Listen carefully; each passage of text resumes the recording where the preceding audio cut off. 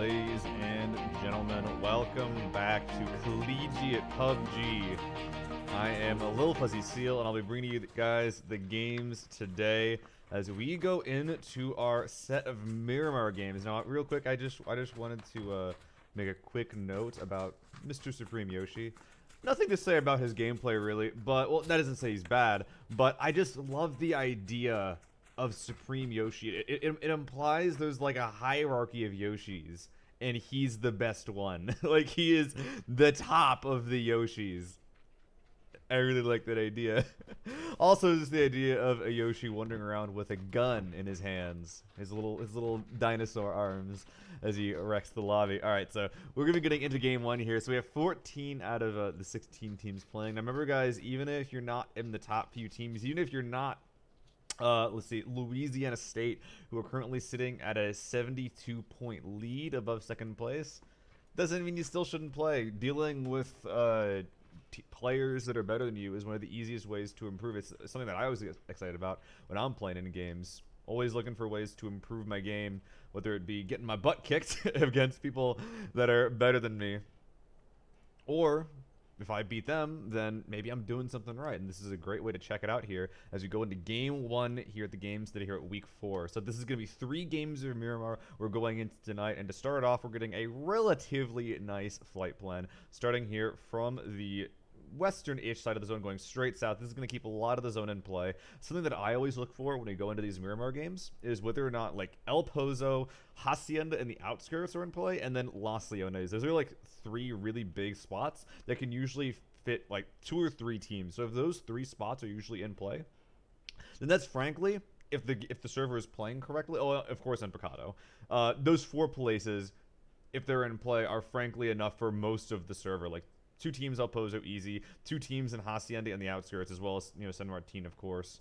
And then you can have upwards of 4 teams in Los Leones if you're crazy, and that's not gonna be happening today. But oh man, wait, do we have a contest over Los Higos? I'm definitely gonna be checking that out. But first, it does appear that we have quite a few teams making their way here in the Hacienda outskirts. So while we're here, we're just gonna see what's going on. Looks like LSU is gonna be claiming the Hacienda area for themselves.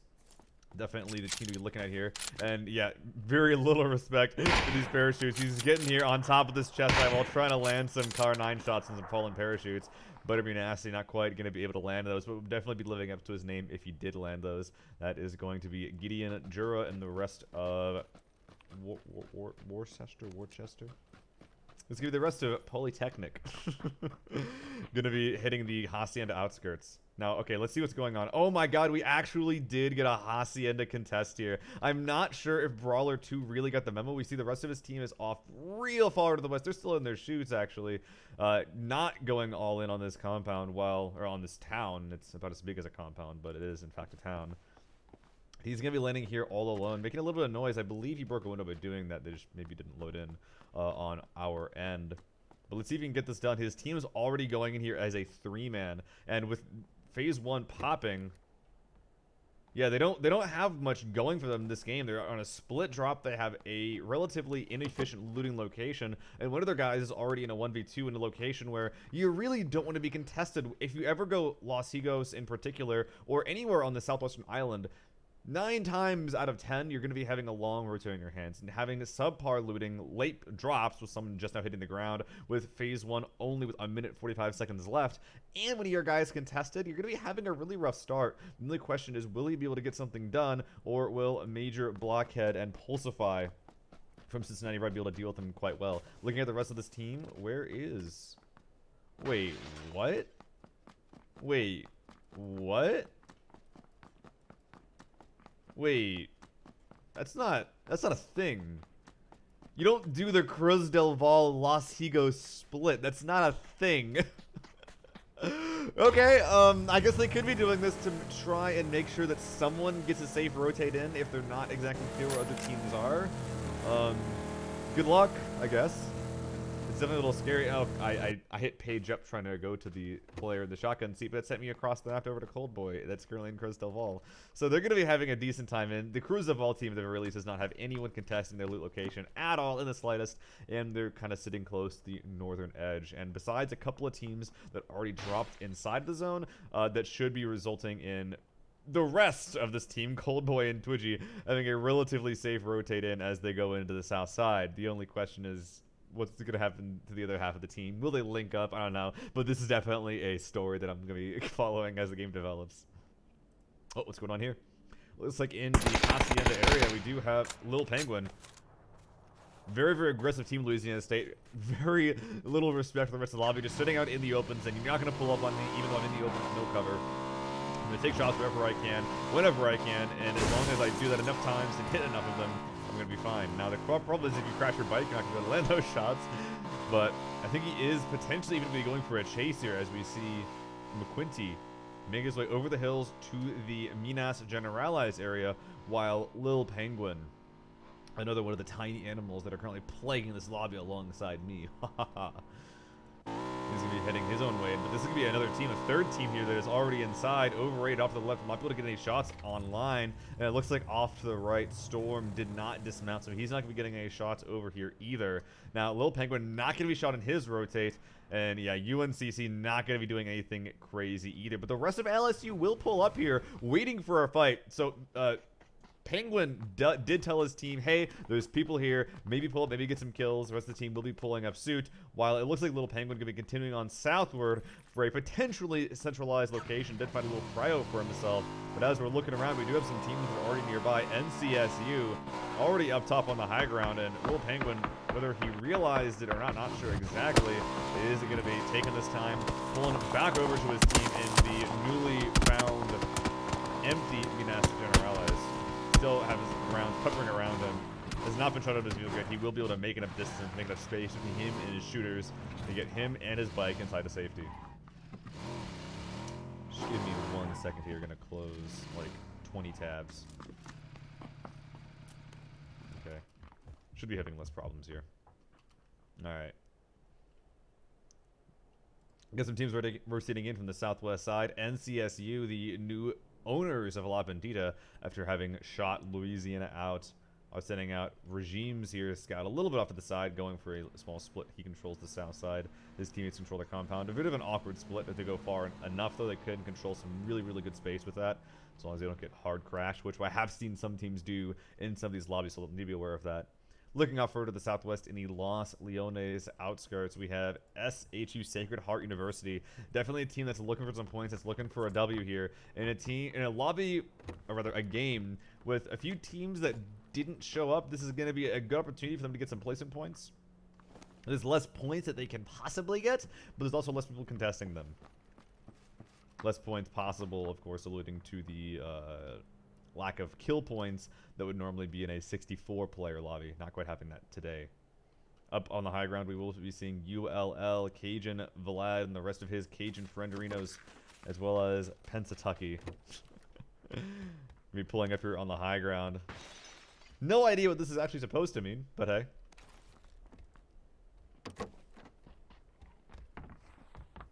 They're going to be pulling up here, getting some looting, and continuing on their merry way. Okay, now let's go ahead and check in on the Los Higos and Cruz del Val split.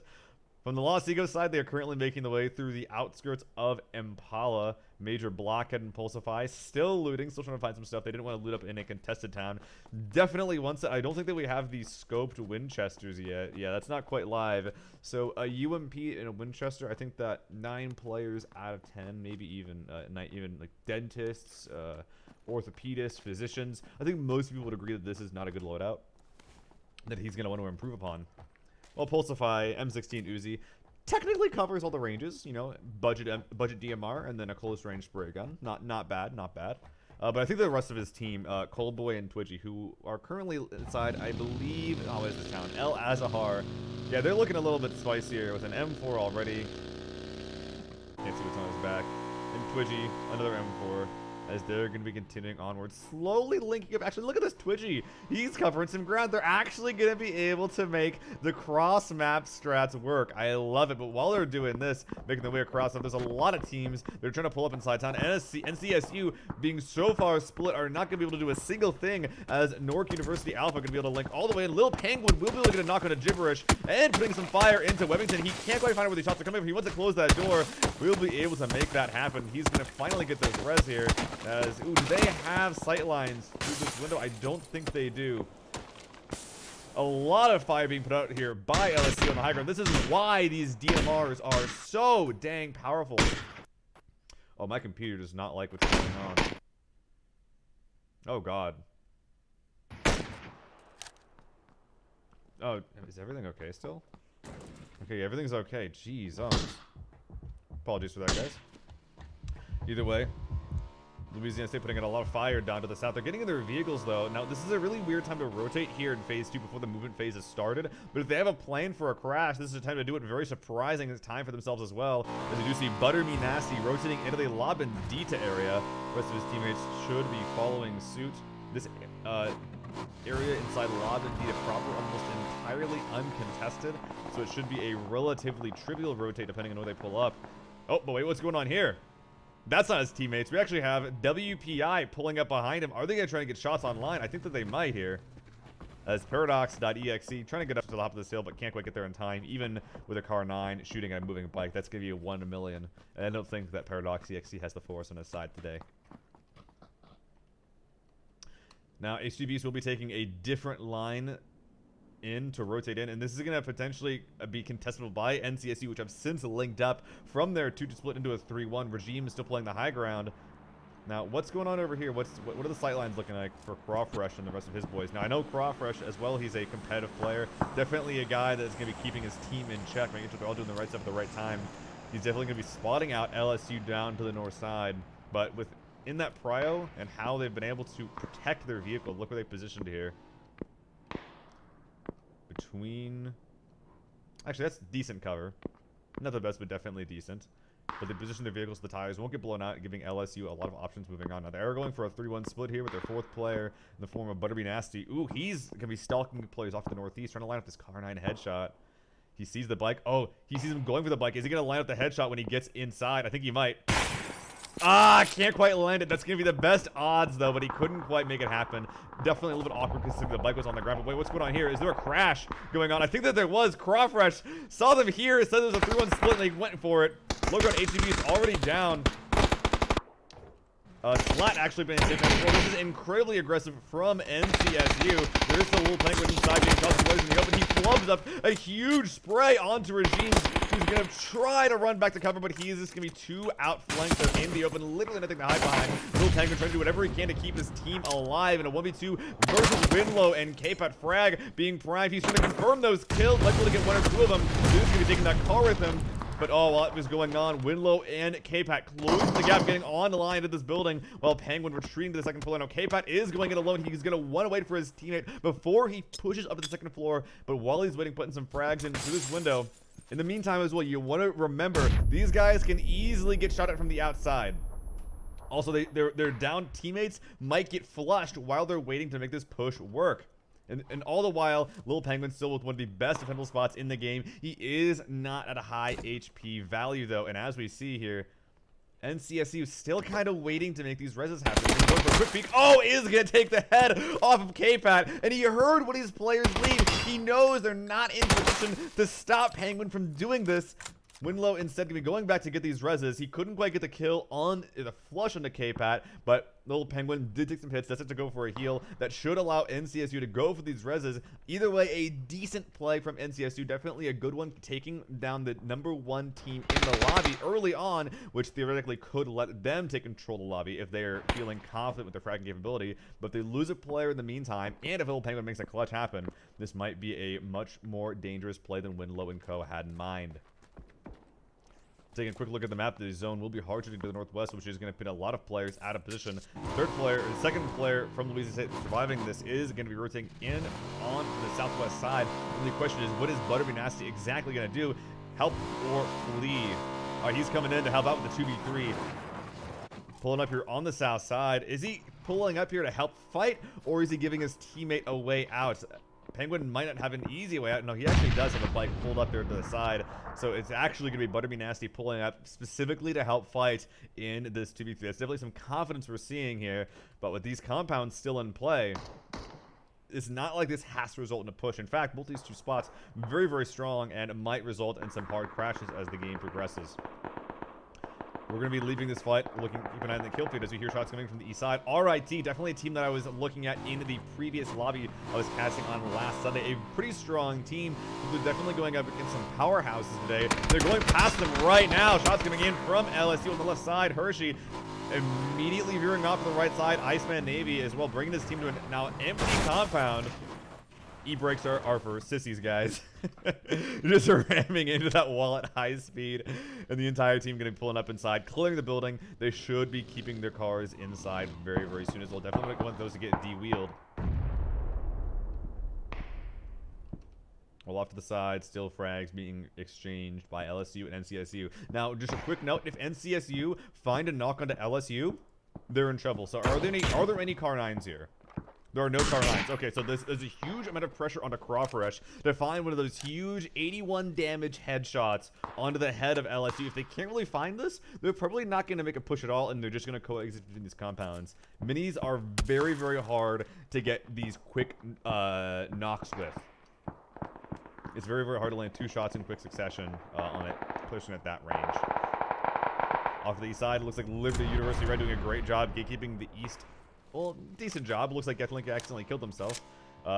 Denying the kills there from Moquinty and the rest of Polytechnic. And while that's going on, the team that heard the fight going on and had nothing to do with it, going to be backing off over to the southwest. Oh, what's going on here? RIT's Meme Cuisine taking down Regimes.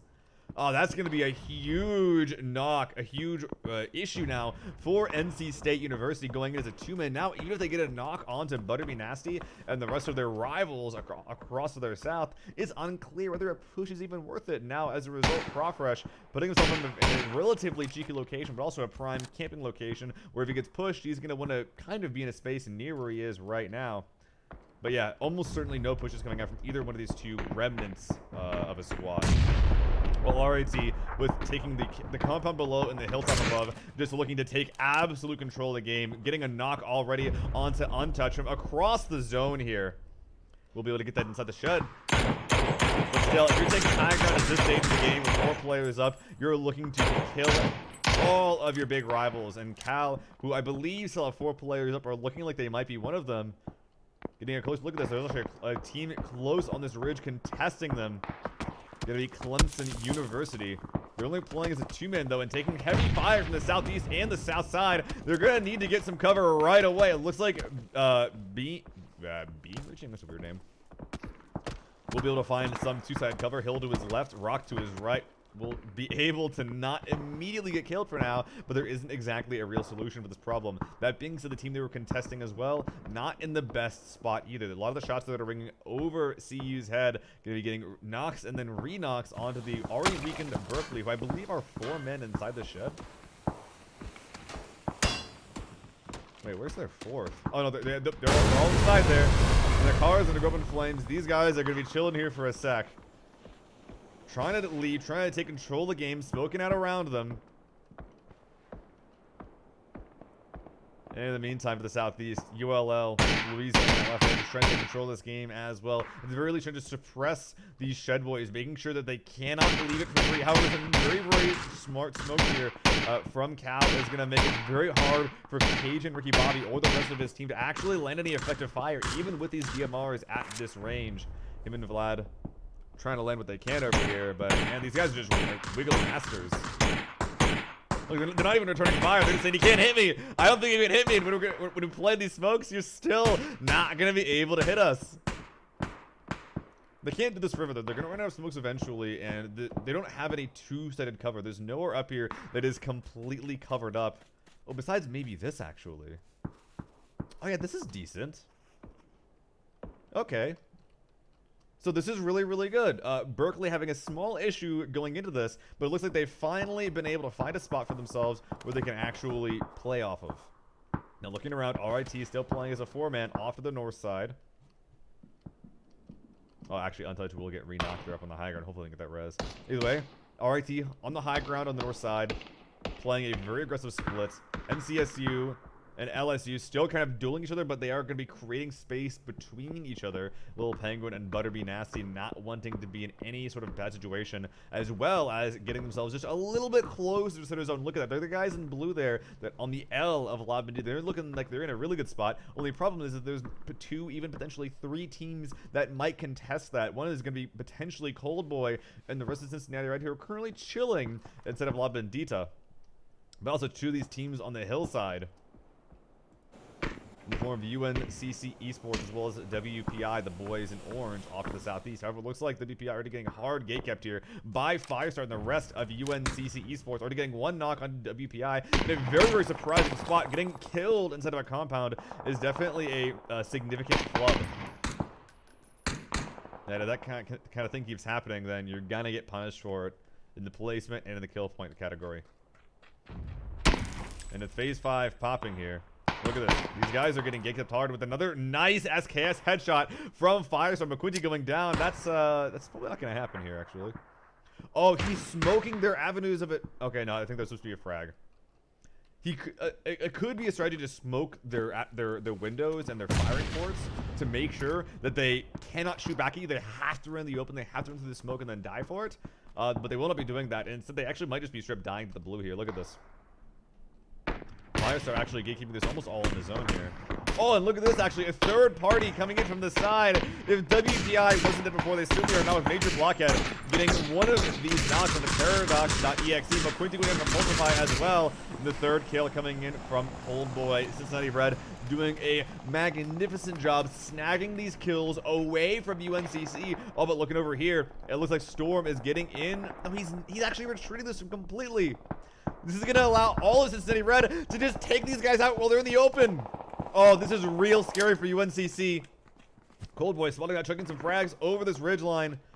Not quite online, but UNCC now know they are within fragging distance here. Very, very scary position to be in. Storm himself very flankable as Cold Boy peeks up this ridge. The world is his oyster. But oh, he needs to land those shots. Pulsify losing his peak battle as well. Both these ploys, and even Twitchy going down as well. These guys are getting demolished on what should have been an insane flank. UNCC doing a marvelous job hanging on. Blockhead not in position to help, and now it's Storm who could be in position to go on the offensive. Using bandies at this point, a little bit greedy. Oh, but look at this.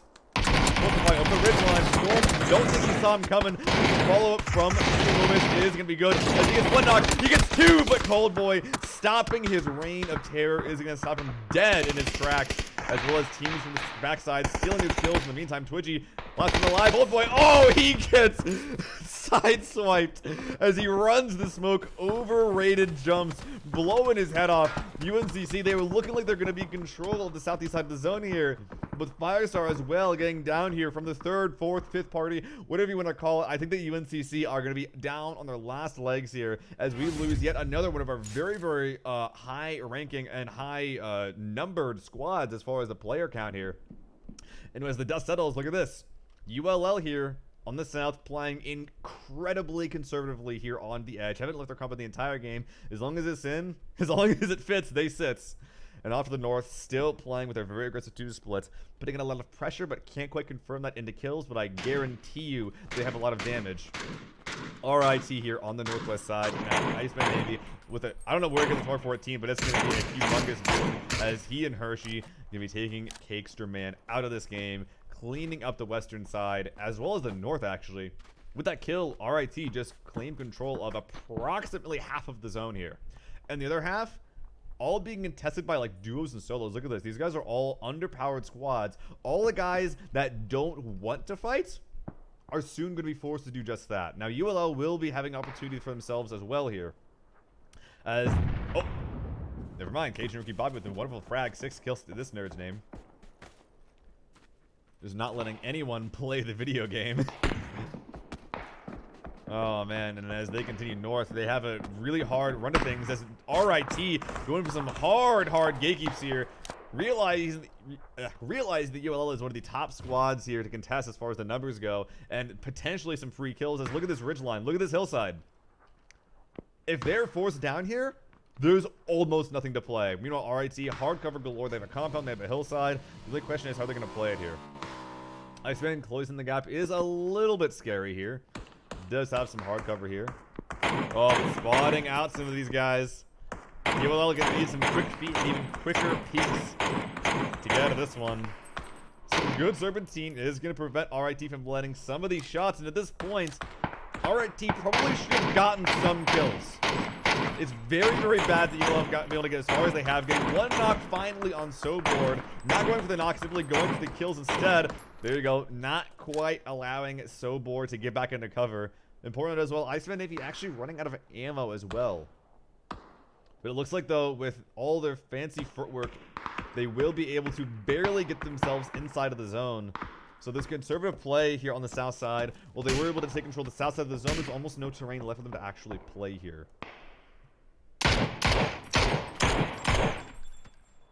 Still trying to stay alive, but oh, Ricky Bobby, I think this is going to be it for him, as he has been found out here. Good reaction from him. Will he be able to find some cover here? Oh, he's not stopping the rock. He's even trying to just wiggle around here, trying to jump on this hill. Well, it's smoke space. He will not be able to do that, but they will be able to potentially... Nah, it could have provided good verification for Vlad, but the smoke was just a little bit too late there. He'll get taken down and flushed, leaving only Pensatucky alive here. RIT, good position here, a little bit too strong. Looks like Game Cuisine did somehow get taken out here. Not sure exactly where that ended up occurring. At least that player might be big. It might be big. There's still duos left in the game, and a 2v3 is not out of the possibility, especially with one as strong as LSU, who are, as I mentioned before, currently 70 points above second place, let alone fourth place. Currently still with the 2-man. Iceman, though, he's out of ammo. Only a Scar left in play. RIT is running out of resources to control space at long range, both from the players and an ammo. Now, this guy can have 7.62. Ah, he has to drop the MK. Still, though, having a DMR on Myanmar is very important. Okay, now what's step 2 from RIT? They have a compound. They'll be fine. Oh, and Butterby Nasty from LSU actually going to find the last player there from ULL. Giving them 3 kills, as well as a very, very late placement, considering they did end up getting hard crashed there by NCSU, who is still alive, mind you. Also important to note, look at this. LSU forced out of their compound. Crawfresh and Winlow from NC State University, they have taken LSU's old compound and now still have buildings that are in play. This is really lucky for Crawfresh and Co. And this is going to put LSU in potentially a spot where they're just going to get taken down, choked out of the game by all the squads that are still in strong positions inside the zone here. Look at this. They barely have any like equipment to work with. Almost no ammo, almost no meds. Butterby Nasty and Little Penguin definitely on their back foot, but definitely turning what could have been a full loss at like 13th place into a potential top 3. So definitely some good stuff here. And lastly, just to keep tabs on everyone, UNCC Esports is overrated jump, still able to survive the massacre on the eastern edge. Can be taking and hiding inside of the small prio here on the eastern edge. Now, where's Phase 8 going to pop us here? There's a little road there. That's a road. Actually, I think there's going to be 2 roads. And the zone loves these. It also doesn't like compounds. So where are we going? Where are we going? I'm thinking that it's probably going to be forcing almost every single compound out, which I believe at the end of the day will favor RIT. Oh, it's even going to keep RIT's building in? Oh my god, that's toxic. That is insane. And this is a 2-story building that we see a Hershey peeking from right here. Oh, wait, is this? I think it is. Yes, it is. This is actually insane luck for RIT. That their compound is still going to be in. Now, they definitely made their own luck. They have controlled a marvelous amount of space so far, disallowing a ton of players from moving around, specifically ULL. Oh no, Iceman with a flank on LSU with an AWM. LSU need to smoke right away. Oh, they're not respecting him at all. They're just prone here. Oh, and now Iceman can't quite get the kill, potentially. Come on, Iceman, you gotta land these. You gotta land these, buddy. There it is. Getting the head off of Butterby Nasty. They were hoping they could hold on long enough for the smoke to cover them up, but it's not gonna be the case. Will he be able to get this kill? I don't think that's a hitbox. No, that is his butt. His butt is peeking out here, but he's gonna be favoring the knock on the Little Penguin, as his teammates actually gonna be focusing down on those remaining players. LSU, I think that will give Iceman the kill after we went down to the blue. And as these smokes continue to dissipate, Hershey gonna be hard peeking it. Oh, he's done a couple of shots. He's making a play. Little Penguin inside the buggy, heading straight for Iceman Navy. Is it gonna work? Not even close. And even Iceman Navy able to juke the buggy. Now, what is the rest of the server going to do? I don't think that these guys... Okay, no, this small chest side wall is still in play. So NC has a chance here. They just need to win some insane peak battles. Iceman, as well as those from RT, still in play. RT actually closing the gap and will be sitting out some frags a little bit early. Now, if I were them, I would probably try and take this ridge line before I go for insane peaks. Iceman can confirm that this ridge line is empty. And as they're on this ridge line, they are sending frags over the wall, but the first 5 or so frags, which is a lot of frags, were wasted. That's probably going to end this game. Oh, what's going on over here? Overrated being split here on the left side. Hershey fragging over. Not going to be finding him in time. Overrated, though, is going to cut out Hershey. Taking him down. He's just taking the fall in middle. Iceman waiting for a big flank on the right. Will taking it on the left. Can Cross rescue it? Iceman will get knocked, but the frags from RIT are just too strong. RIT taking long-range fights literally the entire game. They had no pressure to use any amount of utility or any resources. They even I won't even say overextended because it ended up working. But Iceman Navy just playing out so far. Frankly, he missed a lot of shots, but RIT's position in that game was so good that by just existing in the positions that they were in, they were able to get 9 kills, and who even knows how much damage they got. Like, I was looking at them as one of the big guys that was controlling the flow of the game in like phase 4, and at that point they had like 2 or 3 kills, and they ended with 9. So who knows how much damage they actually ended up getting. I think that the only real big upset for RIT, as they put themselves in a great position in the mid game, and then they got really lucky in the end game. I think the only real upset in that game, at least in the scope of RIT, was that they weren't quite able to get all of the kills onto ULL, which, when the dust had settled and we were in the top 7 teams, were the only other 4-man alive. That being said, ULL figuring out the hard way what happens when you try to walk down that hill. ULL definitely didn't have a clear plan to actually leave their compound. It was a good play for them to end up in a position where, you know, they had controlled the entire side of the zone. They'd wiped up everyone, and they were a 4-man, but I think that they might have gone for too conservative a play after that, which, like, hey, we can just, like, walk down the hill, right? Like, it was an obvious lack of information for them.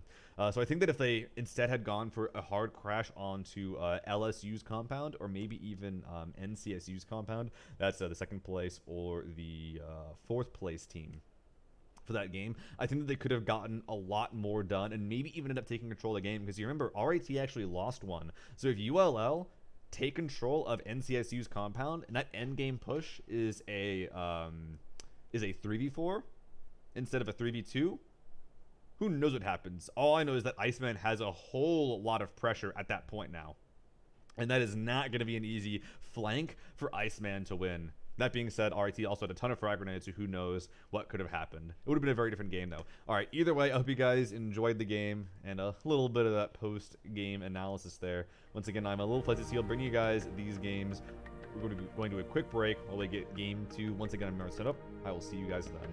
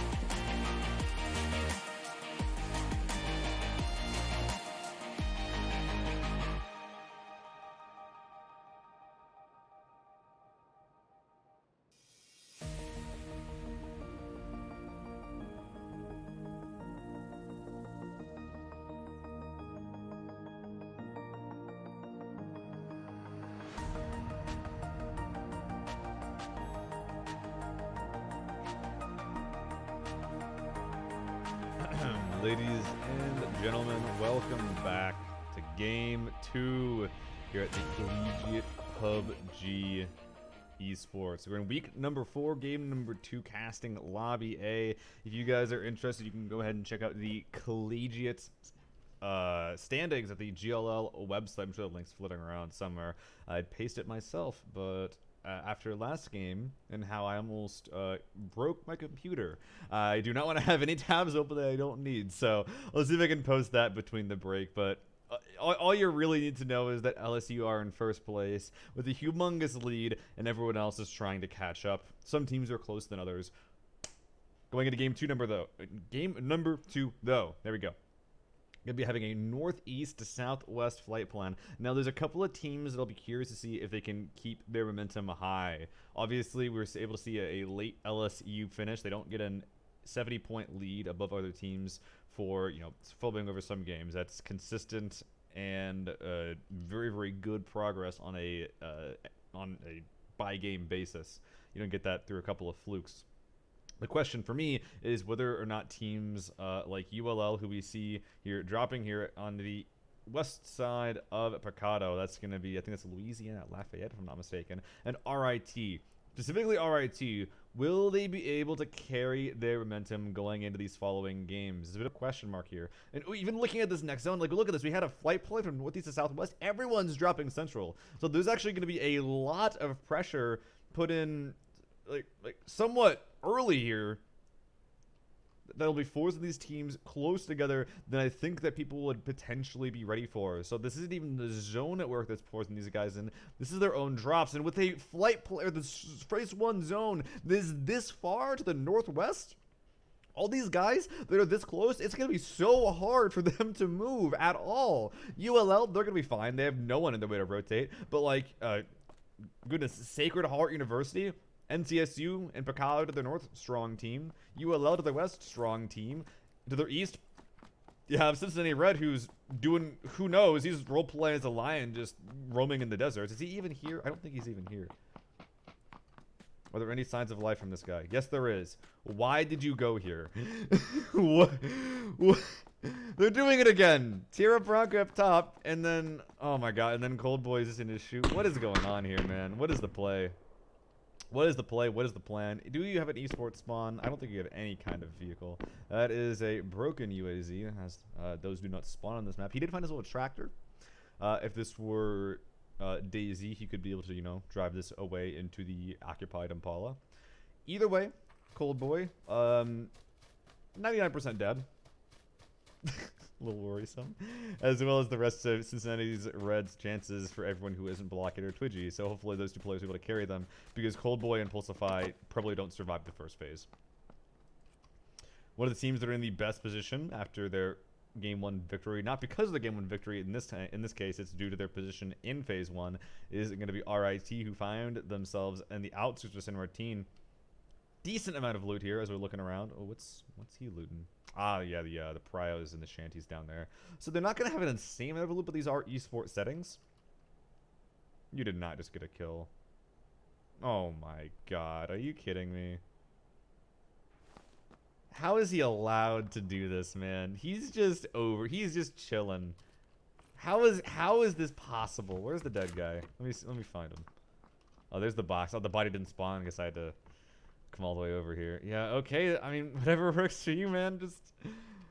Just bait people in, make him think that you're just a solo player looking for a home, and then just gun him down. He's already paid for his own life, right? Like, if he dies, he's already got a Steam 1 kill point. Not the worst thing in the world. So, hey, man, whatever works for you. Look at this location. You're probably getting caught from Supreme Yoshi as he rotates in. So bored, trying to run into him, but the Murado going to be too fast. Supreme Yoshi saying, "Yep, that just happened. I almost got T-boned there. Almost got sideswiped by the boys at ULL. Luckily, he does have the Murado. If he had a slower vehicle like a bus or off-road, he could easily have found himself dead there." So nice stuff from Supreme Yoshi. Lucky he's able to get that Murado, and he will be able to continue on into the zone as a scout here. His team will not want to follow that route in, though. And if they do, then they're probably going to find themselves getting gatekept by ULL, who probably at this point realize how strong of a gatekeep they have. But between the Between the people in Picado to their north and everyone coming in from the east, it might be a little bit hard. Now, one of these guys coming in from the east is going to be 4 players in a single car in the form of UC Berkeley, Mishy Boy. Production lead for the collegiate space. Let's see if he can actually drive his squad to victory as... Oh, you know what? You don't want to cancel your meds while you're in a car. And Pulsify, I don't know if you want to... Okay, yeah, you definitely don't want to do that. As Untouched said, what are you doing contesting us in a 1v4? Even if we are in the open, you don't do that. At least not that nonchalant. Do you have any frags? Oh, that could have been a nutty frag. Using his gun instead. They would have had no idea where he was coming from too. But nah, this is going to be a relatively free kill for UC Berkeley. It's going to be a slowdown for the rotates for Berkeley as well, though. As look at this, we got ULL leaving. All of NCSU were able to rotate Apricado safely. And now we have as well Liberty University rotating around them. All of a sudden, we have Berkeley going to be the last ones rotating in on the south side of the zone. And yeah, they got a kill from it, but this could have some very negative repercussions going into this game. I'll have to keep an eye on that, as it'll depend on what other teams do going into this game. Oh, where did we end up going here? Alright, so looking over here at some of the hilltops, we do have LSU's Little Penguin here scouting in. Wellington going for the similar step. I'm pretty sure he saw a Little Penguin. Will not be stepping for the convoy. Actually going to be dismounting here for some scouting. Just going to be confirming what he saw down there. M16 with a 1X. Oh, but his teammate, Hakesterman, will be taken down here off to the side. That's another player from RIT able to take him down there. Hershey able to get the kill. G6 on the close by here just to confirm it.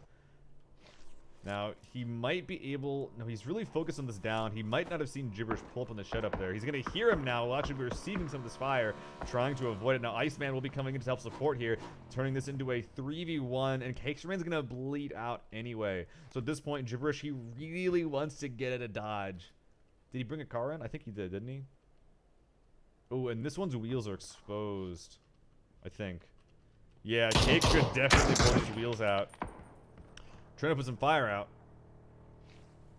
Not quite gonna happen though. And with more and more cars coming in, Mean Cuisine linking up with his team, it's gonna be going from bad to worse. If Gibberish loses wheels, we're gonna be having a repeat of ULL in game 1. You don't walk away from this hill while people are in the surrounding compounds. It doesn't happen. Down, brought down low once again. Mean Cuisine still putting out some pressure. RIT definitely one of those teams that is aware of how important it can be to control space at various phases in the game. In phase 1, it can be quite difficult to do so, but doing a decent job so far. For example, forcing out on the north side, ULL to go in a very, very distant rotate. Vinny is the kind of gun you want to do. It's honestly impossible in range. Very hard to do so. Wait, Iceman, alright, he's looking for kills. And these guys below, they've both been hit significantly. These could be some free kills he finds. Spotting up Pizzutucky. They don't know he's here yet. One shot's gonna take him down. Cajun Vlad now heavily flanked while Iceman nonchalantly goes to the flush. Iceman, he might not be the steadiest shot in the world, but my god, his positioning game after game is always so strong. Oh, he didn't spot Cajun Vlad at Cactus, saving his life.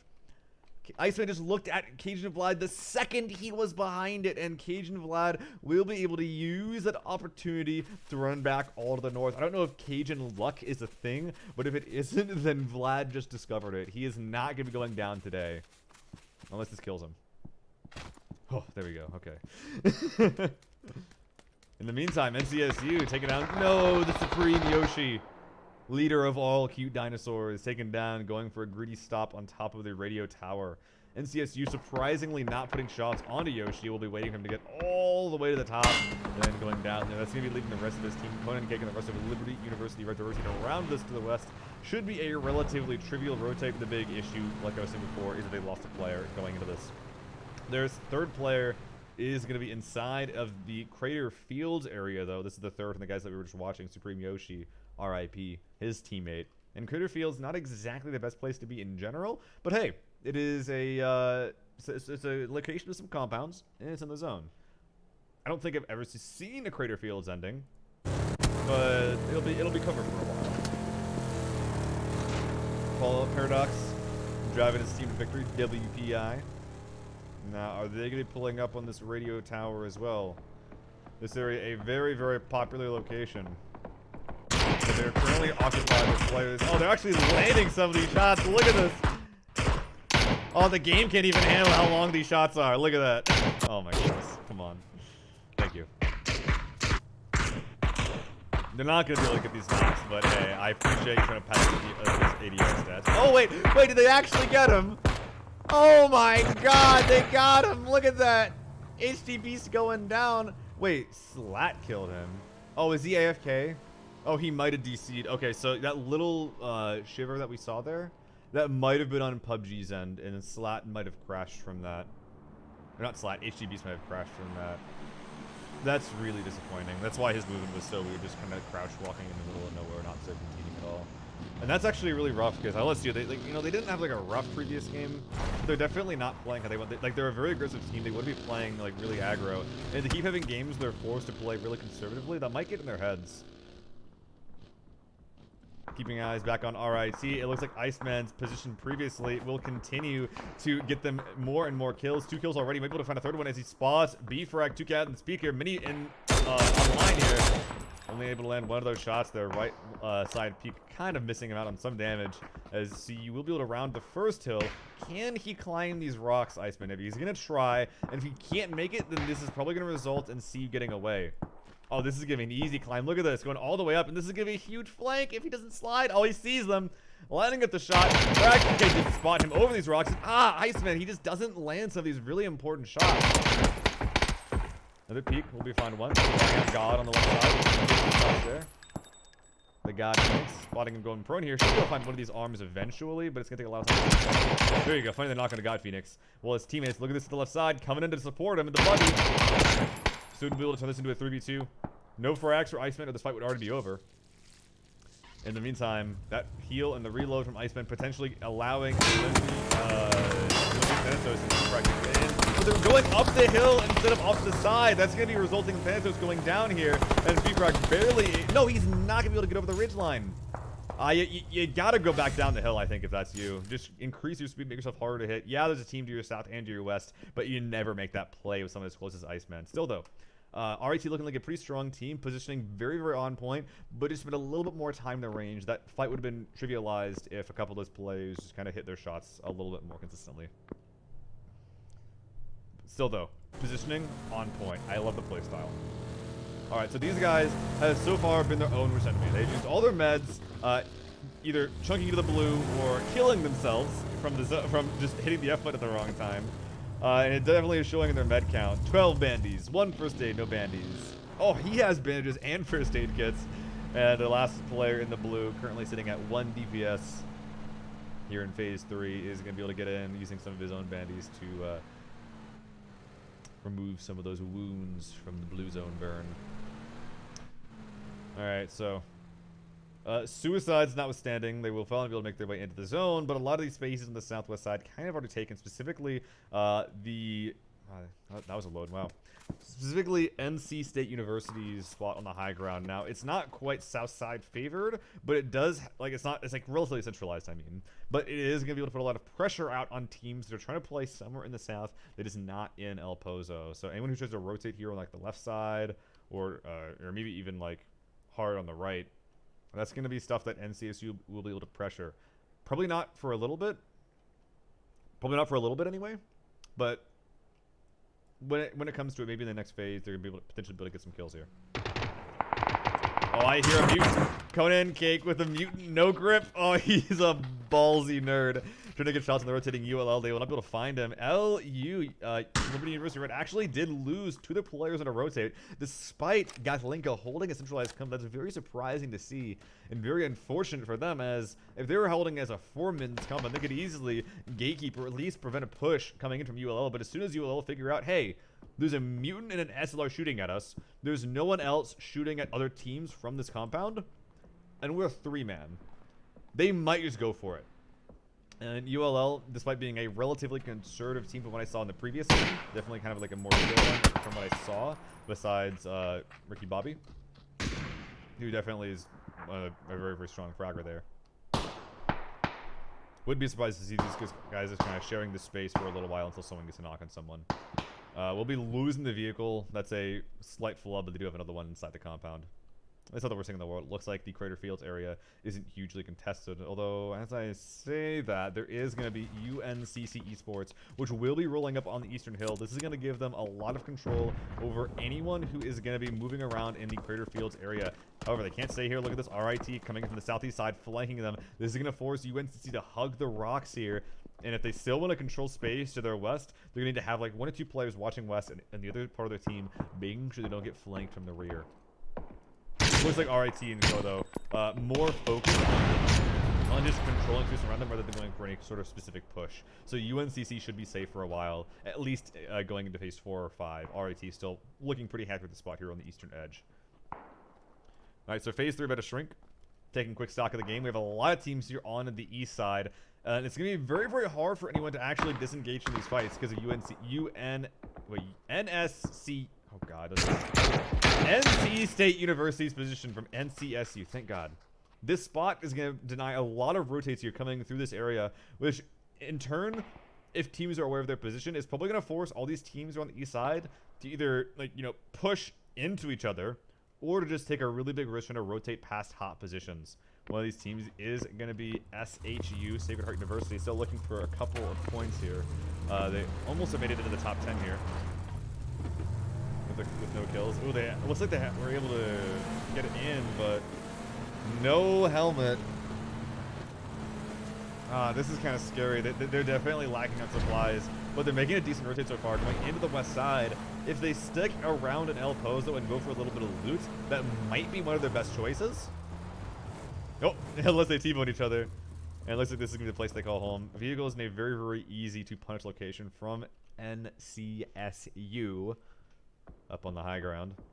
But for now, they're going to be okay.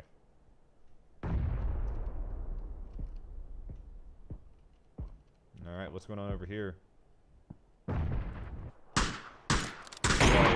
Conan, Cake, and Gatlika punishing a hard crash there from UNCC as they made their way into Crater Fields. They couldn't quite get any kills, though, and that spot being taken away from Liberty University Reds means they have to rotate now away from Crater Fields completely. And there aren't many, if any, open spots that are even decent to play. RIT putting some shots over their head at a different rotating player at Little Penguin. And as soon as Gatlinka figures out what's going on, he's saying, okay, we can't stay. We can't take that spot. It was already flanked by another team. Where can they even go at this point? Little overturned grain thresher. They're just doing donuts right now while they figure out what's happening next year. It's amazing they haven't gotten a shot at yet, but as they go over this hill, they're going to find out that once again, they're not going to have many, if any, choices in this game. Oh, is that intentional? Did the car stall and run out of gas? Oh, God, this is scary. Then LSU to the southeast is one of them as well. They're going to hit from the northwest and the southeast. Shots from all around hitting them. Maybe even RIT off to the north side. This is just bad news. Insane they've been able to get as far as they did, but overrated jumps will be able to land a moving headshot onto Gatlinka, and RIT closing the gap in from the east as well. I don't think that RIT will be able to push this unless they go for a very, very risky play. And RIT still also has LSU to the south they have to contend with. So they're going to be rolling up here onto the eastern edge, figuring out what exactly is playable here. Spotting out 2 players inside this compound. In the form of Slat and Butterbean Nasty, but I don't think that they're aware of a Little Penguin yet, who would be right now. Lining us some shots. Oh, I couldn't quite get a knock there, but oh! Head and a body follow-up. Great stuff from the SLR. That is why the gun is so strong. Meme Cuisine. I did it again. Meme Cuisine will be spotting him out, putting him back into cover, but not dealing that much damage. Definitely a favorable trade for Little Penguin, giving his team a little bit more space to work with. And there, oh my God, that knock was so good. And look at this, with 2 of their players offline, 1 down, 1 getting res, and even almost getting another knock here. This is allowing his entire team to rotate away from this compound, almost completely risk-free. LSU playing like the champions they are in this lobby. Really, really nice play from them. RIT, unable to stop that from happening. And now they're in a little bit of a rough position. You know, off the right side, UNCC, stopping them from the northern flank. Arguably, Liberty University could stop them here from the direct west, but I don't know how willing they'll be to pull the trigger here. But they're going to need to at some point. If Gatlinka finds a headshot, he needs to take it. Like right now. Yeah. Is he doing it? Oh, his teammate was lining up a shot. Oh my God. Gatlinka and Conan getting the double knock. Oh my, I thought that they weren't going to take the shot, but it was actually Getlinka waiting for Conan Cake to land his own headshot, and now RIT with only one player up. She's, this has gone from a well thought out push, all of a sudden she's just driving a Murado that's on fire into an open field, trying to find a little bit of cover. I think he might have been able to find a little bit. Murado providing some override cover, and the ridges around him, making sure he doesn't get completely demolished by the third and fourth parties around him. But oh my god, RIT with it getting demolished, and Liberty University Red with an insane play. I love that. That was Operator. That was Operator right there.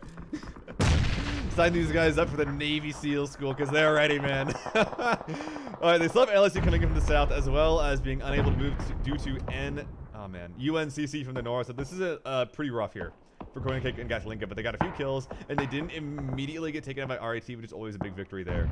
LSU giving a lot of respect as well. Oh, looks like you have a fight happening in El Pozo. Gibberish and Webington to push a compound. Looks like Mitchie Boy, the last player for his team, as Webington was able to get a trade here, pushing in the first floor. Mitchie Boy currently holding the second. How is Webington gonna play this? Oh, he's going for some very, very aggressive. Oh, he didn't even see him. Oh, he cleared right. He thought that he didn't think these guys would be here. He cleared right, did a double take, and that gave Mitchie Boy the time to not only get the res, but also go for the shots. Still was relatively insane for Mitchie Boy to res there, but hey, he made it work. And off to the east side, MSU, it looks like they were able to gobble up Sacred Heart University. They're on the east. Mississippi State University here. Gonna be trying to hold their ground here, but it looks like Butterby Nasty with high ground in the middle has been able to stop them out, getting into some severe flanking shots here. I think he's gonna be flushing them out as well for UC Berkeley here. Yeah, he spots him. One great spray. Oh my god, that was such a good spray, dude. Like, very questionable res, very nice spray mechanics there from Mitchie Boy. Magnum still holding the angle, making sure that no one comes in, but the blue will be able to force this angle away, as well as that avenue of advance for Mississippi State University. Take a little bit of blue damage, but no harm, no foul. As JT&T, Call Me Duck, and Prodigal Knight are still going to be holding their ground here as we go into Phase 6 with the top 10 teams. And let's go ahead and take a quick sort of stock of what's going on. UNCC on the northern edge of the zone here. Still a 4-man. ULL still a 3-man on the northwest, as well as NCSU still as a 4-man in center zone. So these three teams getting very close to each other, whilst a lot of the solos and duos here making their homes on the east and southern sides. I'm looking like at LSU potentially take control of these guys. It depends on how they end up playing this. But definitely NCSU with a game-winning position as long as they can hold it. But look, UNCC and ULL able to get very, very close on the northern and eastern flanks. If they can, if ULL or UNCC can take this radio tower, that's bad news for NCSU. This might result in a fight between UNCC and ULL before that happens, though. And with them shots at Mo Quincy and Paradox Dixie, this will not be a surprise for NCSU when they're coming in. Yeah, they're gonna be chilling here. They're not gonna be going for anything insane right now, it looks like. Which is probably the right thing to do, considering that they're actually pretty far inside the zone, and they know this is a very hot area. What's going on over here, though? Conan Cake and Gatlinka. Wait, how did this happen?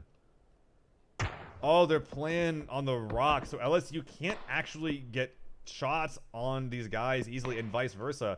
Butterby Nasty putting out some very, very cheeky frags. Oh, Gatlinka. Oh, he didn't have the gun loaded, and Gatlinka able to get back to cover. Very unfortunate. The M4 also could have done the job there.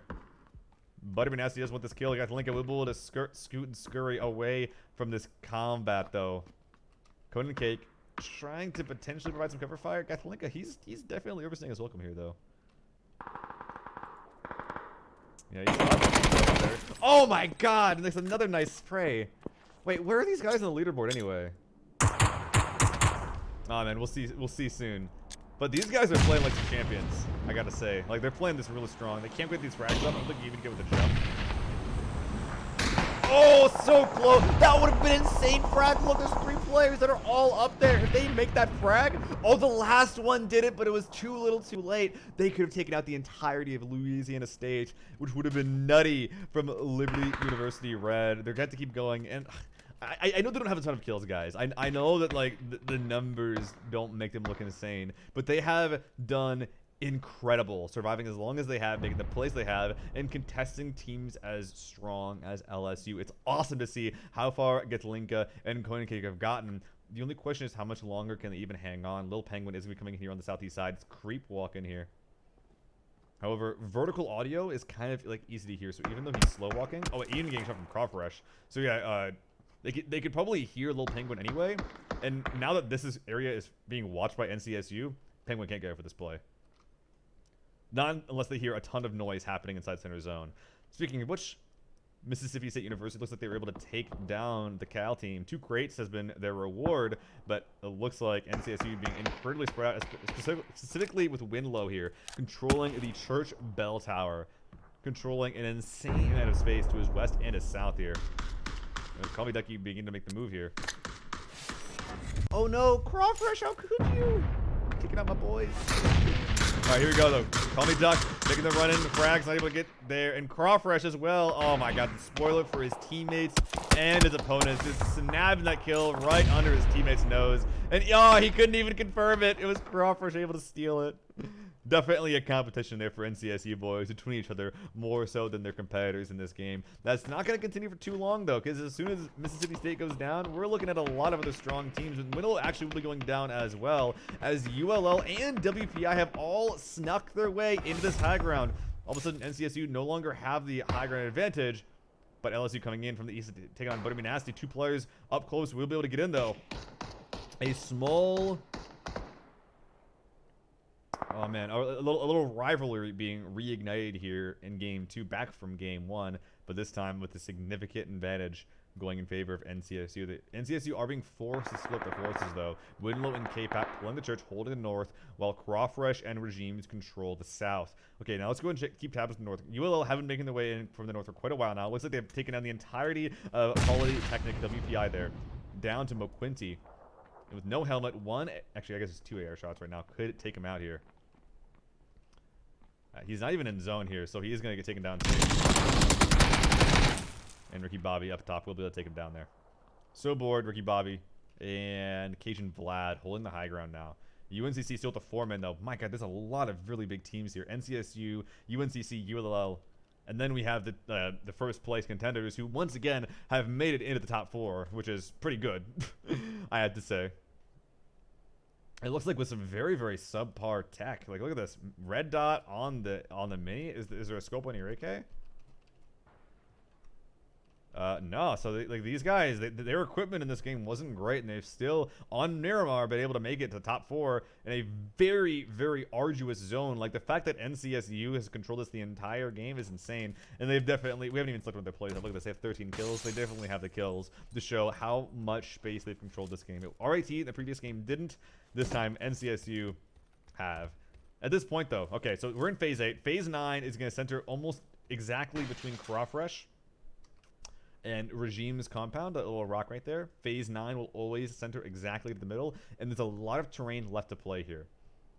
With the way this game is going, it looks like ULL and UNCC will be forced to fight each other, but LSU also have a slight advantage. Oh, but no, NCSU has linked up. They're trying to take them out of this game. Right now, Crawford is leading the way here. LSU getting ready for the push. Shots coming in. Oh, no knocks, no trades. Crawfresh, red dot in hand, trying to pick him from above. Almost gets one. Oh, he didn't find the knock to begin with. Oh, he's going to get straight out as well. Huge flops coming in from NCSU. Whitlow and K-Bat having to come to clean up the mess. LSU finding, or getting, Slash getting found here. Little Penguin getting a first aid, trying to reposition up for the right side. K-Pat getting the knock there though. Will this be an upset? It will be. LSU winning a 2v4 rather, while they're flanked, while their opponents have the high ground. If that is not an indicator of how strong these guys are, I do not know what is. And now it's going to be a 4v2v1. ULL do have the high ground, but UNCC, they have a very easy avenue into center zone. They can play this ridge line all the way in, while ULL, they have a decent way in, but it's going to be a little bit trickier for them to get in under the frags, under the noses of both UNCC and Lil Penguin. The only question for ULL, they can probably disengage from this safely, but it depends on how aggressively Lil Penguin is going to play. If he's peeking these windows, if he's preventing ULL from moving, and actually peeks this window and like holds this angle, ULL might just be dead. And then LSU gets second, ULL gets third, and then UNCC just uses their number advantage to get first place. If it doesn't happen though, it's a little bit less clear. Okay, UNCC they don't need to go for a push. They just need to control this ridge, control this space with their so far. Ricky Bobby taken down. No trades there from Flad. That's real bad news.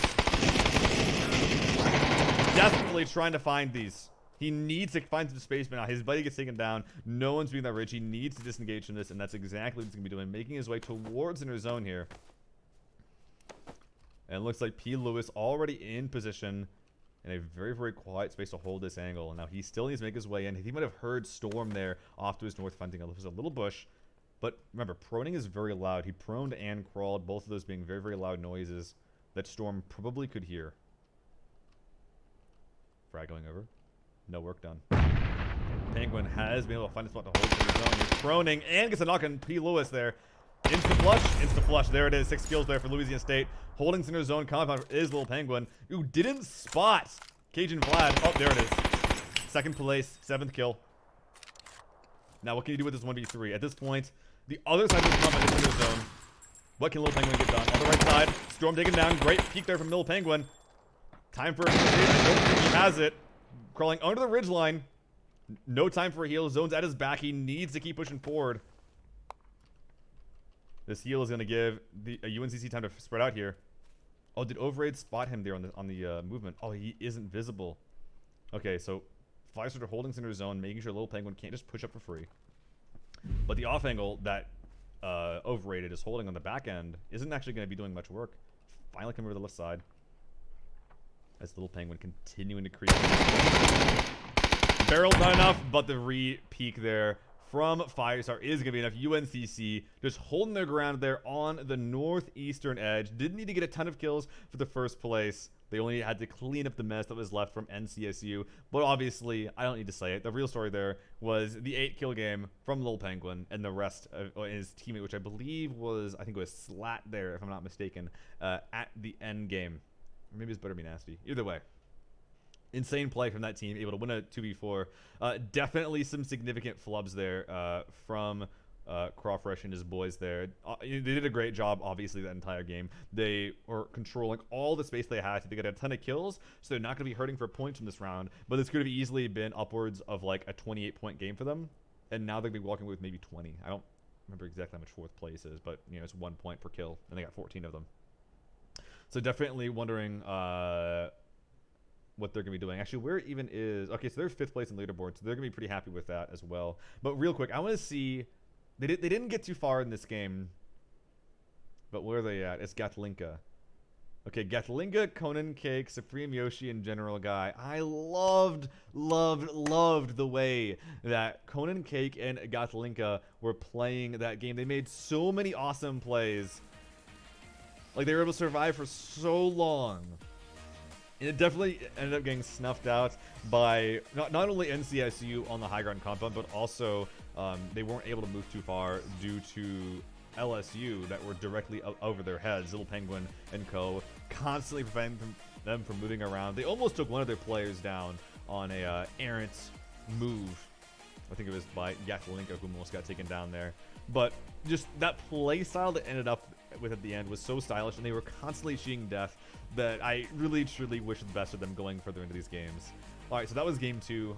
I'll be taking a quick break here to rest my voice. When we come back, game 3, last game of the day, once again on Miramar, we'll be coming to you guys live. I'm Little Fuzzy Seal, and I'll see you then.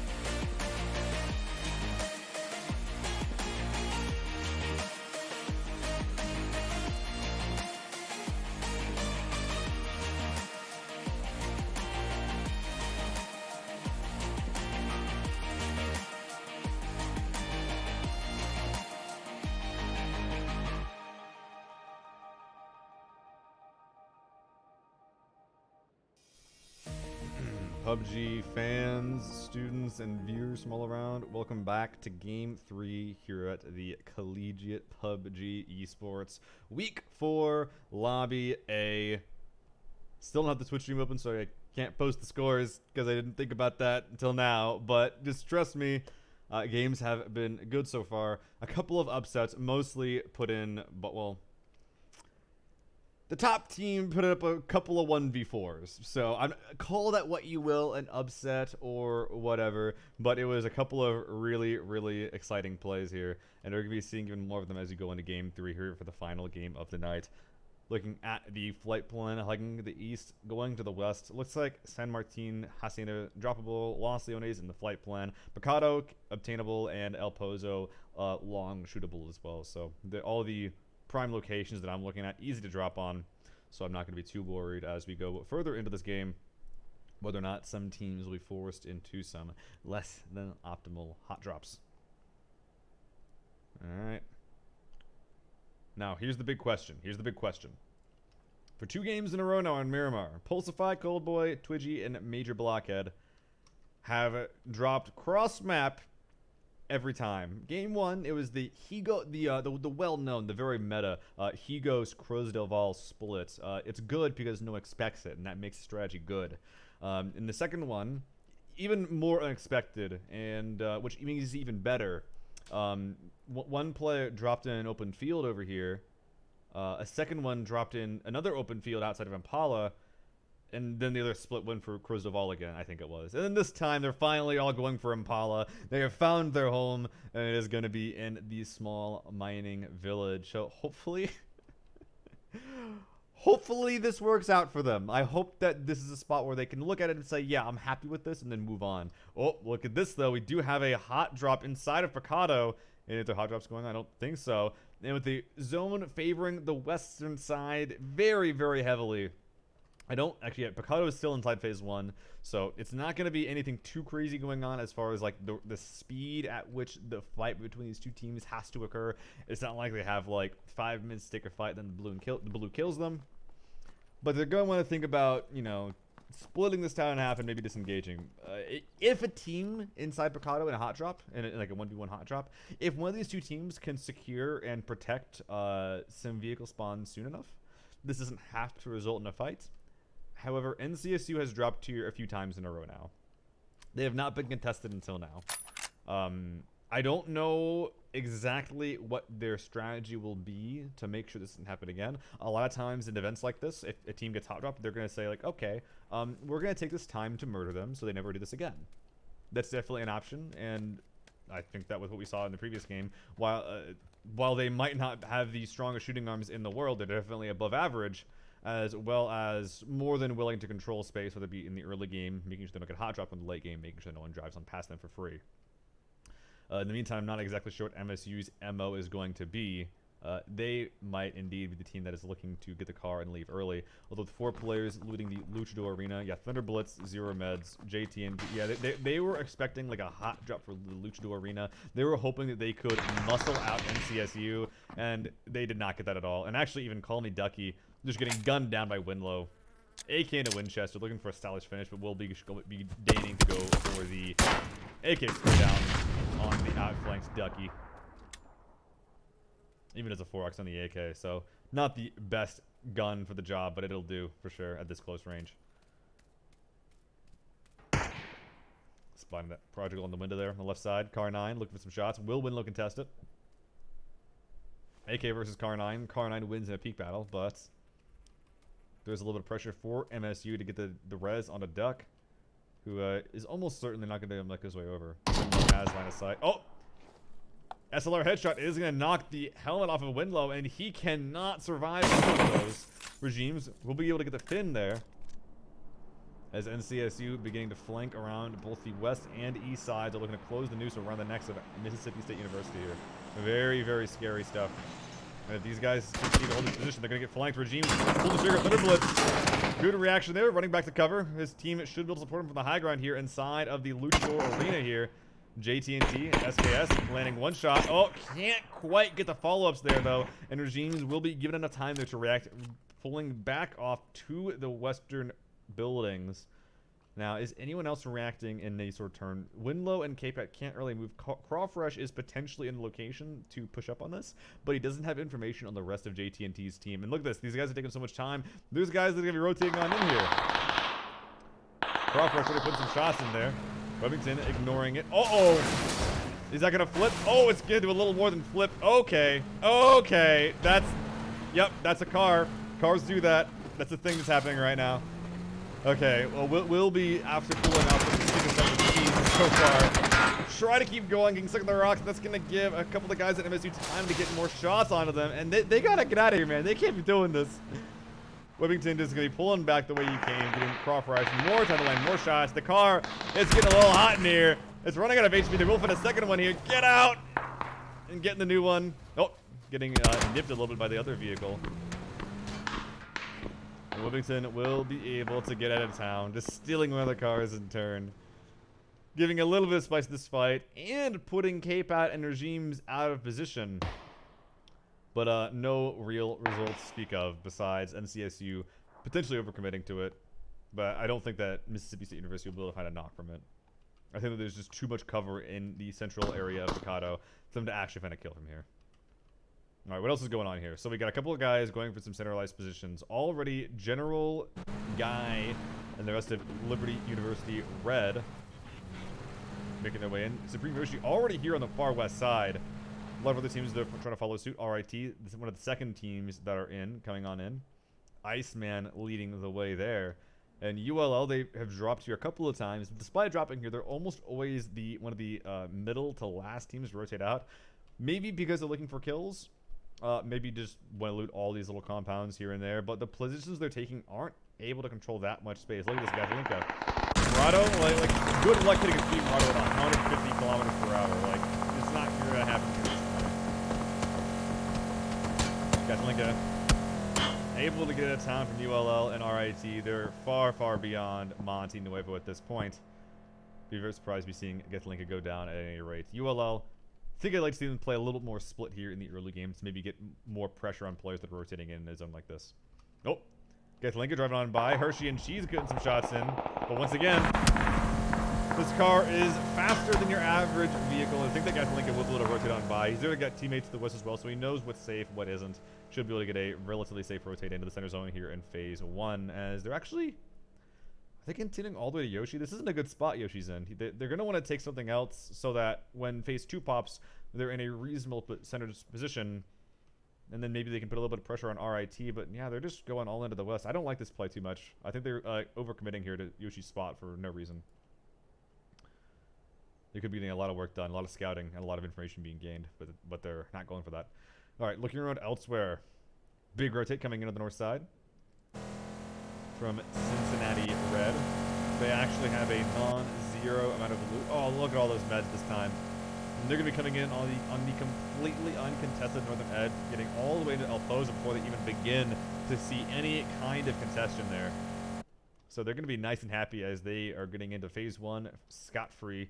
Similar story here on the south side, depending on what our boys in orange up there do. But I think that Perez Cruza? I think that Michi Boy and his team are going to be fine moving on in. As most teams looking like they're going to be disengaging here for free. And NCSU as well from the Picado fight. This is going to be the result there. They're getting 1 kill there. They're bouncing here. Winlow able to secure the kill onto Duck. And then they're going to be all leading the same vehicle. Hopefully they can find a second one. But this was a very, very popular rotation route. It is definitely not 100% sure they find a new vehicle. And if they continue on this road, then ULL, they don't have like the best gatekeeping spot here for this area. But they got this road under control. But NCSU, they know what's hot. They know it's not. They're going to be going over through Chumacera instead, where they should be able to find a second vehicle as well as a much safer, albeit slightly longer rotate. Oh, they're going to keep going south. Okay, well, the zone's already here, so don't go too crazy. Ah, car number 2. Nice stuff there. Phase 2 will be popping. Hard shift to the west, keeping about a quarter of it out of play. RIT will be centralized, going for a 1-3 split. If they turn this into a 2-2, I think it'll be super good. Otherwise, they're looking very, very strong here already. looking like they're going to be repeating their game 1 strats, as they're definitely a team that understands how important it is to control space. And with Mitchy Boy coming in on the west side, Hershey and the rest of RIT should be able to get shots onto them as they come on in, if they even hear it. I don't know, he's actually too far to be heard, so he's going to be way on by here to the west side. No one say anything about this, and I think that Mitchy Boy should be able to get a high ground above RIT, which is going to make it really, really hard for RIT to actually go for a 2-2 split if the entirety of Cal come over here. But I don't think that Cal is actually putting much pressure. Instead of going for the high ground, going for the much safer compounds below. Can't blame him for that at all. Oh, we're going to be seeing some Fury Road over here. MSU dismounting, counting shots on the rotating Wellington. 2 players up online. Car's already on fire. Oh, I don't think he can stay there. I think he has to get out once he gets over this hill, maybe even beforehand. Oh, this is scary. I think he's going to be all right for now, but he might want to dismount somewhere in the Monty Nuevo outskirts. He needs to get out of this car ASAP. And now is as good a time as any.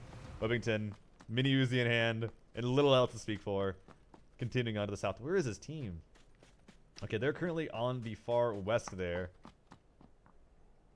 Coming into a spot that's being held by RIT. RIT will actually be disengaged or re-linking up from their 3-1 split. Iceman, the resident sort of like flanker, scout, solo player, going off to the hill. Definitely putting a lot of trust in him to not get himself killed. While Magnum is going to be going for a crash. So I think that Newark are saying, oh no, they have to go. Look, they have no fuel. They just ran out. They heard us from RIT to the right. Oh, they see him over that ridgeline as well. Oh, man. These guys are dead. There's dead. This is not good. Getting flanked from the northwest and the east. No one's landing their shots quite yet, but they're just running into open field, hoping they find something.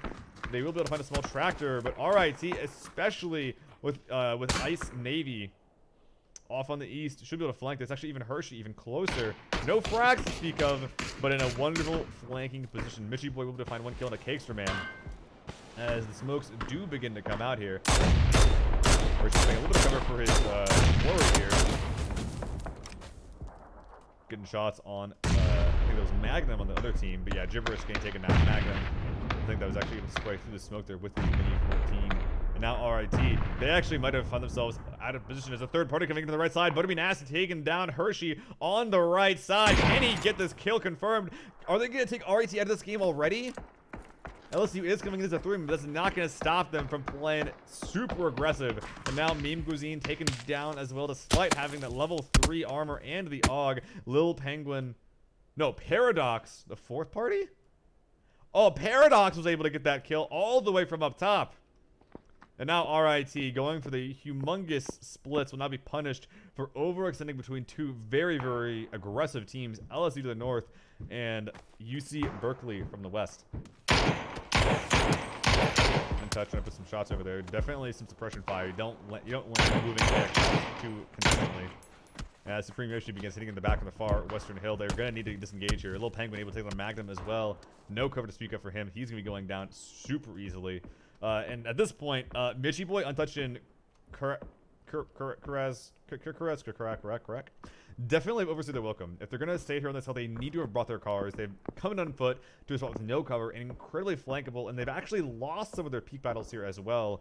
So in a spot where they could have just chilled and kept 4 alive, they've now gone all the way down to 2 with 2 kills to speak of. And going 1 for 1 in PUBG is never something you want to do here, especially if you're in a position where you could theoretically go even harder than that. And they're centralized in phase 3. Not out of the game yet, as we've seen evidenced by the play from Louisiana State. But the remaining players there from Berkeley definitely don't have the star power that LSU have.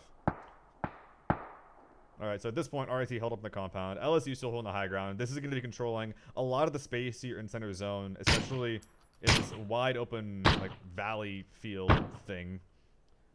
Very, very dangerous to rotate here. And even Butterbean Nasty holding the eastern compound, making sure that no one goes for a hard crash here. And if they do, they'll be punished.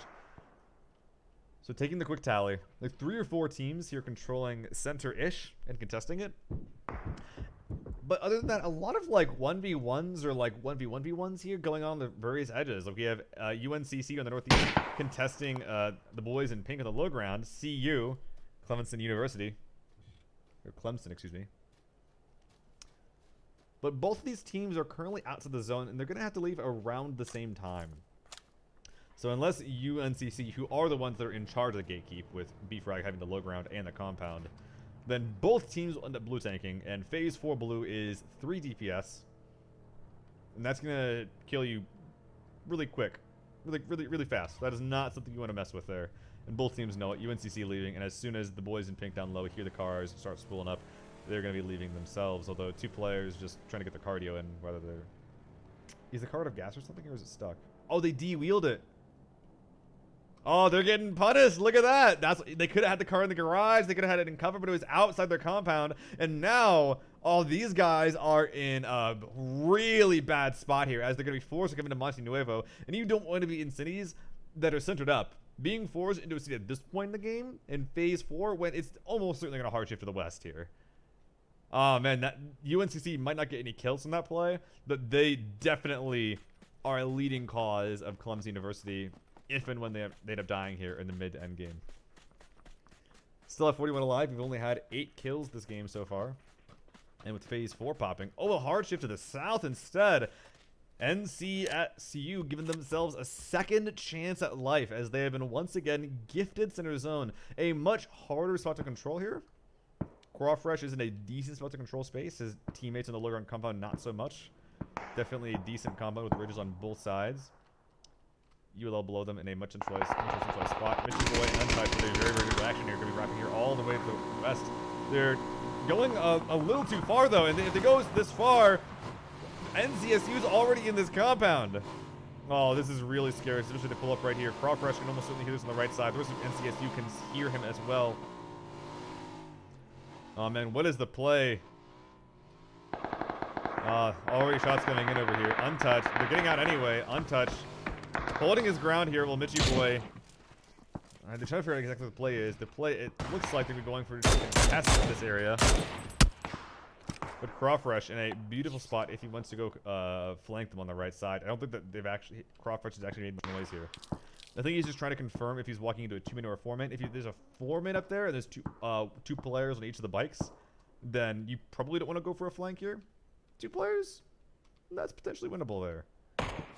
Looks like he'll be waiting for his teammates to get a knock, though, and be chilling out for a little bit. So that fight's going to take a little bit to break out. Oh my god. In the meantime, Cincinnati Red. What is this play I am seeing? They're trying to make a carport on this shed. Decent job, but Pulsify will be dying as a result. Will Twitchy try to save his team? I think he will. Oh, but a little scary stuff coming in here from Pulsify, as he's trying to crawl into cover, and as a result will be very hard for Twitchy to actually protect him with the car that he was pulling up with. The smoke will protect him for now, as Coldboy able to jump into the shed, and Twitchy not going for the res inside the smoke either. Oh, that might be what he had to do with the frags coming in from the north. I think it's going to take Pulsify out here. Yeah, he definitely will. So a good call there from Cincinnati Red. Oh my god, how is he not dead? Jumping between 2 cars like an action hero.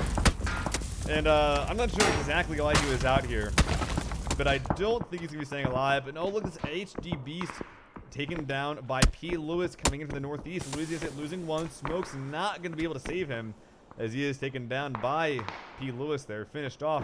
Bull Penguin and Butterby Nasty being forced to cover the north side, as Storm DMD playing relatively conservatively the northeast side, getting some pretty big punching plays on teams that are overextending. East side, neither team over here is in play. Listen to Mississippi State University, but just holding the ground so far.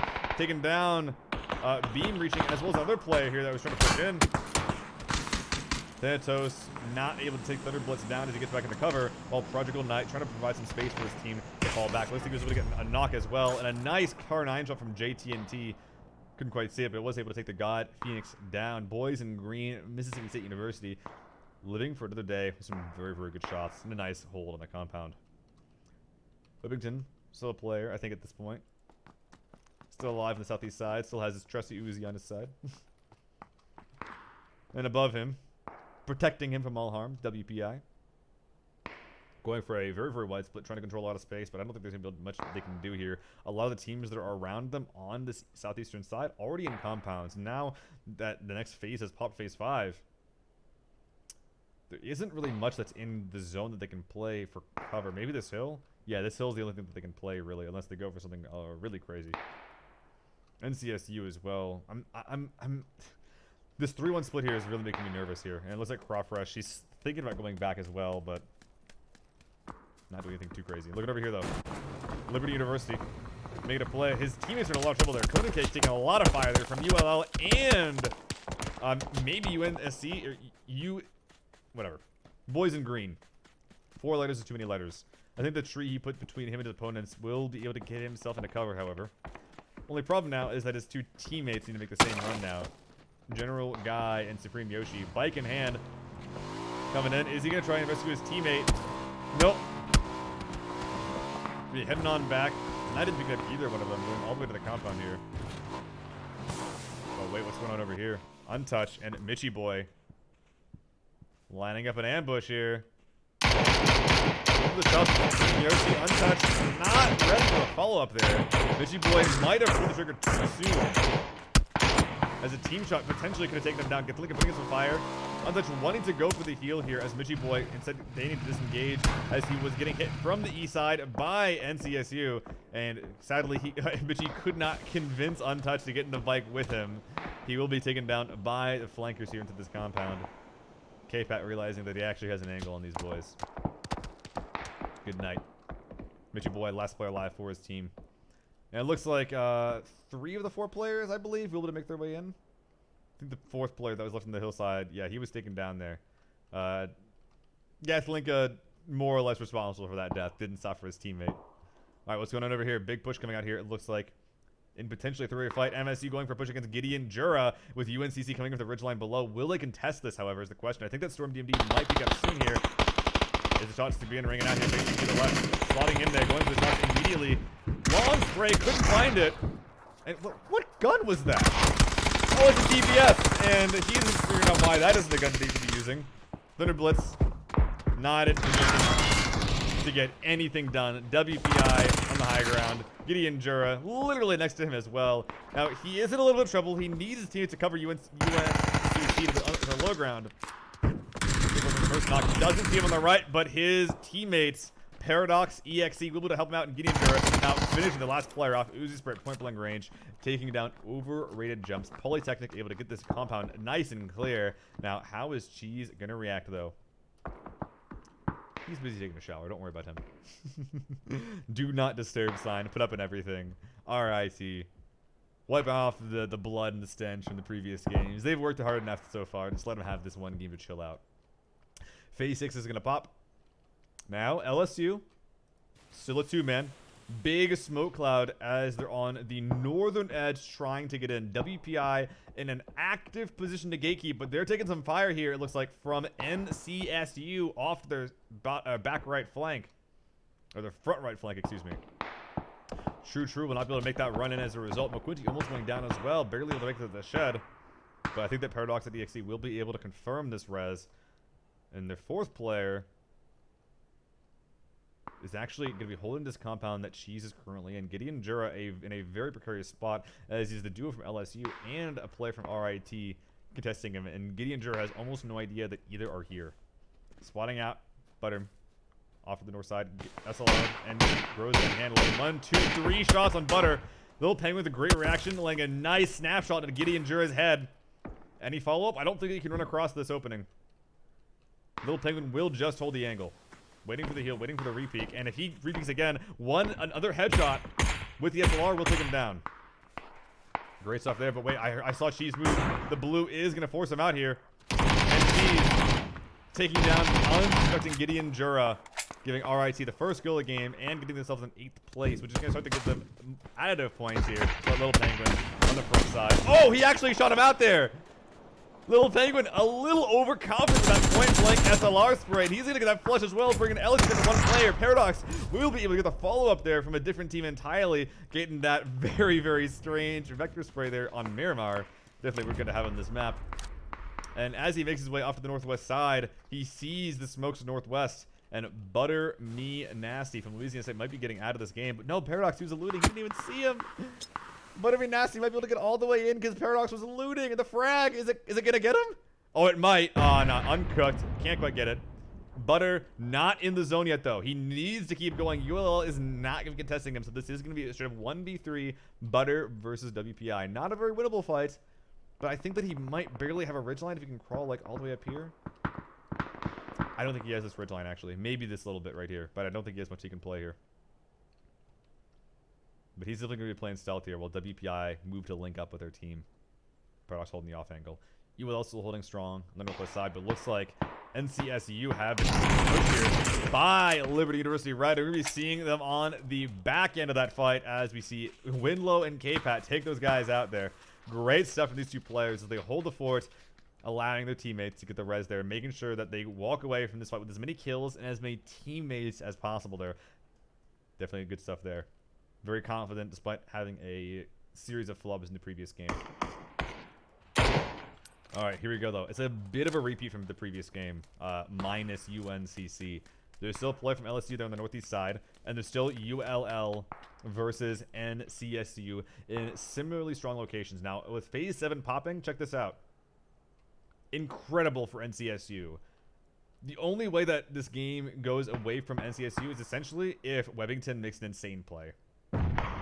Or ULL win a lot of peaks. Meanwhile, look at this. MoQuinty getting taken down. I think that True was knocked as well. Buddy Nasty trying to make a miracle happen. Paradox, he gets taken down from a third party as well. And the entire team has been eliminated here inside this shed. Oh, they're playing on the back end of the smoke. And look, you can barely see their outlines on this side of the smoke. They thought they were covered when in reality, NCSU could very clearly see those outlines. Butterby Nasty, once again, getting to the top 4. How far can he get, though? ULL begin to make a play. This is going to give him even more space and a potential flank on the 3 players here from ULL. Butter in a great spot. This cover isn't great to speak of as well. Look at this. They're trying to make a car for it, but there's so much space under these cars that NCSU didn't hit between. And look, Butterby Nasty on the left side trying to take on this frags. I think it's going to take 2 players down here. Oh, I thought I saw a second frag come in. My mistake there. But ULL in a horrible spot. Butterby Nasty will be taken out by K-Pat as well on the high ground. What does this look like from their point of view here? Oh man, this absolute bloodbath. K-Pat just spraying through the smoke. There's fire and brimstone wherever you look here. And when these smokes begin to fade, and they will very soon, NCSU is going to have a field day with ULL. Oh, I was going to say that though. Great SLR shot landing on the head of Regimes. He was not at full HP. The stims were not in use, and now all of a sudden it's a 2v3 as one player is going to be offline from NCSU to get that res, and obviously one of them is currently holding his guts in. Alright, still some shots being exchanged here. Phase 8's going to pop, and once again, NCSU is going to be dead center. ULL holding on for dear life, but they're not going to be in Phase 8 nor Phase 9, and with K-Pat getting this knock on a Cajun Vlad, I'm not sure what else they can do here. They're trying to survive, even holding the cover behind these trucks. They can still get their feet. Look at this. They're still hitting shoulders, still hitting feet. It's just almost impossible here. What can Ricky Bobby do? But the smoke's coming out now. Not much besides get the res. That was a smoke. Oh my god, that wasn't a smoke. Oh my god, that wasn't a smoke. Pennsatucky, you are throwing. He kills Cajun Vlad. He's now rezzing Ricky Bobby. And Winlow, they see that in the kill feed. They know what's going on. Oh, that's just a shame. NCSU getting 2 big kill games in a row. Can they convert this to a big win, however? I think the answer at this point is going to be a resounding yes. As Winlow, he's just pre-firing with his car 9 at this point and trying to find some spots. Oh, under the wheel. Oh, he might have found one. A little leg shot. Oh my god! He was aiming for the leg, but the car 9 shot just blew up the car and bringing Cajun Ricky Bobby with it. That was not a plan. He was aiming for the leg and he got the entire car. Oh my god, what a chicken dinner that would be.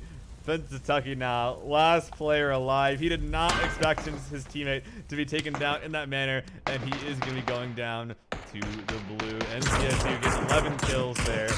And they still haven't quite caught on what exactly is happening. Regime's at point blank range is confirming, yes, the blue zone does hurt, and everyone is probably dead. No one could have survived that crash. If this were game 2, there definitely would have been a sequel. Sadly, this is just the finale, though. And now at this point, snaking extraordinaire, the boy with the Uzi and a couple of frag grenades that he is... He's really confident about this. He lined it up for an hour. Dude, those boxes are super dead. Look how dead those boxes are. Oh my god. that is about like no offense to Whippington, but that is the least effective frag he could have put in. Like it was between 3 boxes and a well. It could have hit anything. And now that he's fragged his way in, NCSU, they know exactly where Whippington is coming from. There is no surprise. There's no flanks he could make. And he has the zone at his back. Regimes and Winlow on the right and left. And Crawfrush and K-Pat up on the high ground. Trying to get a knock on the K-Pat. Doesn't quite have clearance there. Here's one on the right. Uzi in hand. Nah, Regimes is going to find him out, spray him down, and that's going to be a 12-kill win from NC State University. Definitely one they were looking for in the previous game. Saying, all right, let's just roll it back. Let's just pay player unknown to get the circle two games in a row, and then we'll get the game again. And honestly, like these past 2 games, the circle is incredibly important. Like game 2, they get the radio tower, and the zone ended on radio tower. They couldn't get the W there. There's too many teams around. They couldn't keep all of them out, no matter how far they spread themselves out. And frankly, they flubbed up a 4v2. This time around, though, it was much different. There was almost no space that any team could play. UL, they did a valiant effort. They probably did the only play they reasonably could have. Like, they needed to make a car fort somewhere. They had the resources to do it. Not sure if that was the place to do so. I wasn't really looking around for any other options they could have gone for at that point. But at the very least, that was, like, the highest EV play I think they could have made besides, like a wrap around and see it. No, that doesn't work either. Yeah, there was almost something UL could have done besides go for that crash and try to go for some insane like shots, snapshots, get those headshots, get a knock, which they did get one of them, but they couldn't quite get a second one, which they really need. They need to get 2 knocks, hope they go for the res, and then push in from that. Incredibly low odds for ULL, but they did the best with the hand they were dealt, and they got a 3rd place as a result. Not many kills though. A lot of those went to the 1st place team, as they get 10 points for the first and 12 from the kill points. Definitely a good job there. From K-Pass, NCSU Winlow, Regimes, and Crawfrush. Great stuff there from them. All right, so that was it for the games today. We will continue on Sunday with some more of them. Definitely looking forward to see you guys. I'll be meeting Team Earth that are bringing those around. Now, if you guys have any events that you need cast, just please hit me up. I am always looking for more events to cast. If you like this, just make sure you put my name in some hats and get in contact with me. Colleges, esports orgs, whatever. I am always looking. So if you guys enjoyed this with me on the broadcast, in front of or behind the camera, I am always looking to help out PUBG and FPS esports broadcasts wherever I can. Either way, I have been Lil Fuzzy Seal. Hope you guys enjoyed. I'll see you guys this Sunday for some more collegiate PUBG. I'll see you then.